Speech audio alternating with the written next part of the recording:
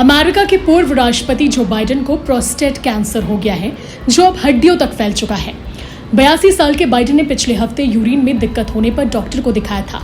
जांच के बाद बीते शुक्रवार को उन्हें इस बीमारी का पता चला। इससे पहले 2023 में जो बाइडेन को स्किन कैंसर हुआ था। अमेरिकन कैंसर सोसाइटी के मुताबिक अमेरिका में प्रोस्टेट कैंसर पुरुषों को होने वाला सबसे आम कैंसर है और कैंसर से होने वाली मौतों की दूसरी प्रमुख वजह है। हालांकि ये बीमारी तेजी से फैलने वाली जरूर है, लेकिन अच्छी बात यह है कि इसका इलाज संभव है। पूर्व राष्ट्रपति और उनका परिवार डॉक्टरों से इलाज के विकल्पों पर बात कर रहे हैं। बाइडेन के कैंसर की जानकारी ने अमेरिका की राजनीति में हलचल पैदा कर दी है।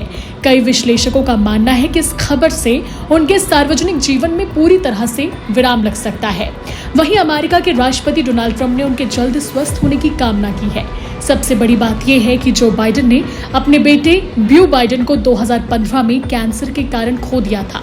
तभी से वे कैंसर के इलाज के लिए विशेष पहल चला रहे हैं, लेकिन अब उनकी बीमारी के बारे में जानकर बाइडेन के समर्थक काफी दुखी हैं।